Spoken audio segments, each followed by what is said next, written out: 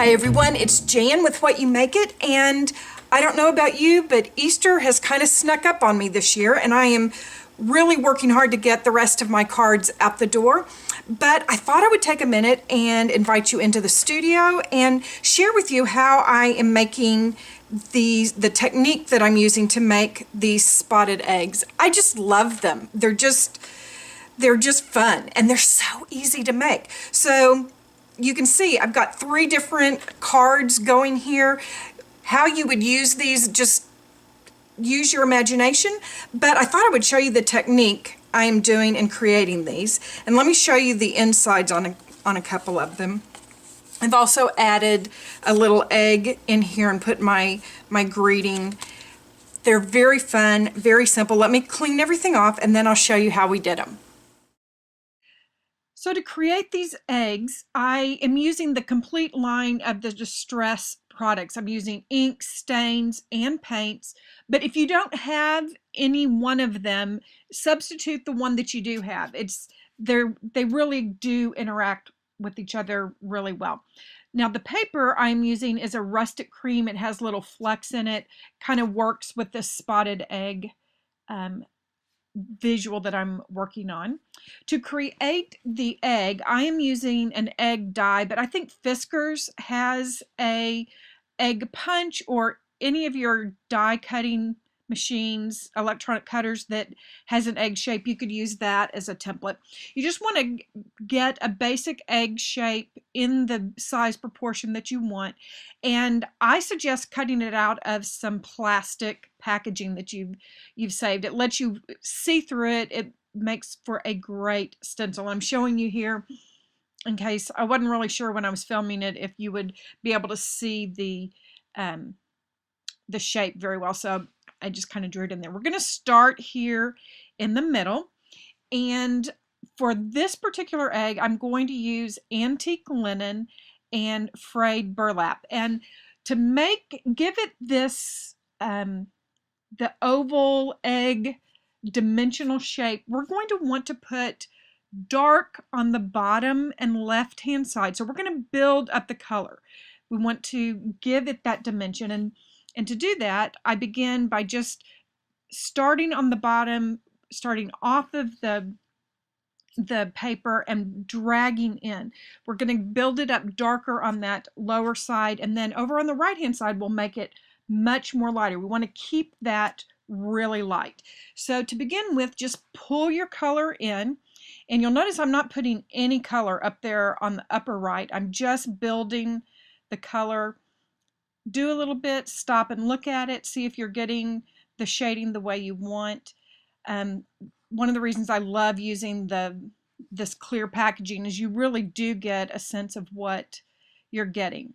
So you see I've built up quite a bit of color there on the left, and when we go to add a little bit more or add a little bit to that upper side, I am barely touching the paper with my ink blending tool.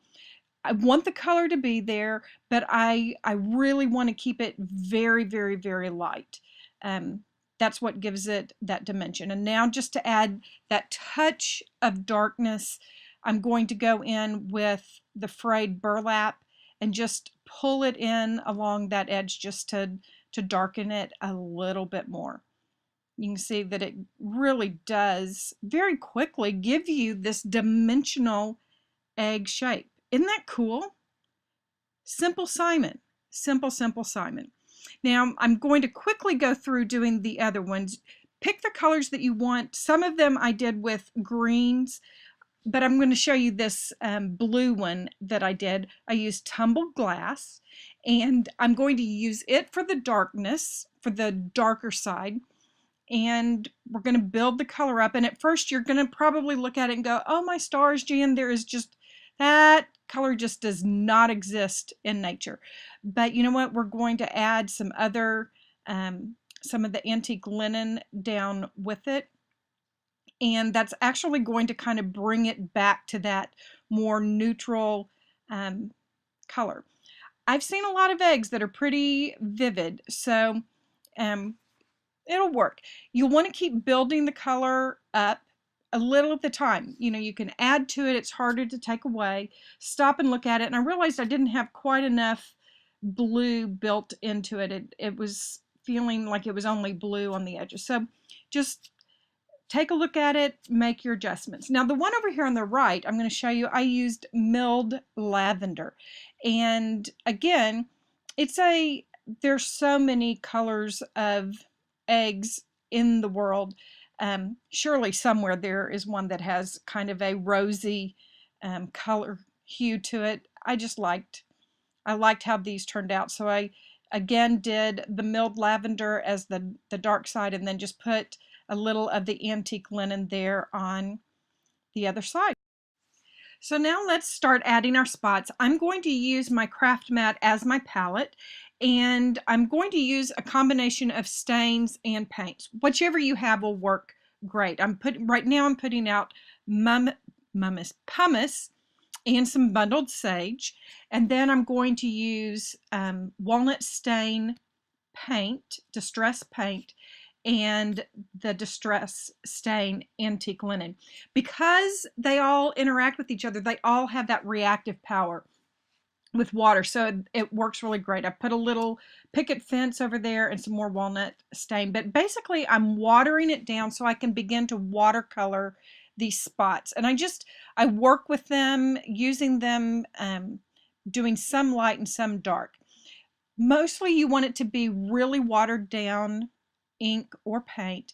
And the key to doing these spots is to not really try and make a dot. You want them to be very random in color. You don't want them to be just real round or right evenly spaced out. We want to put them all over the egg. When I am making it, I put my brush down and then I scrunch it and push it just a little bit, and that gives you a almost many times kind of square on one side and round on the other. And if you go and will look on Pinterest or some places like that at some images of speckled eggs, that's really what you have. You have a varying degree of light and dark spots. A couple of other things that you want to make sure you do is take some of the spots all the way over to the edge, and then also bring them into the center. Make some light, make some dark. That's why I put the white picket fence out there, because most eggs have a little bit of spottedness here and there that they actually don't have any pigment in them. So having that white really does make it, it just gives it another realistic look.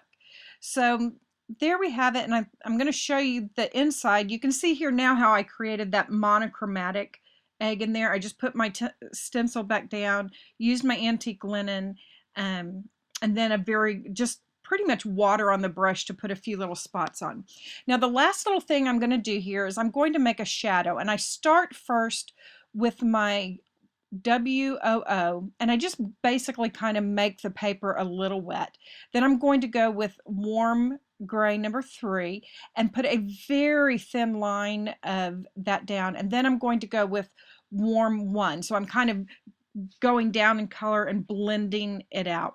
But I really think it's a great touch, because otherwise you have these dimensional eggs, but they seem to be floating flatly on the page. So going ahead and putting that drop shadow in there with your Copics or with whatever kind of marker you have really does help. And you can see here that it's very subtle, but it does give a really nice impression. I want to thank you for joining me in my studio today. I'll be back with another project real soon. I hope you have a great week and have some time for creative play for yourself. See you soon. Bye.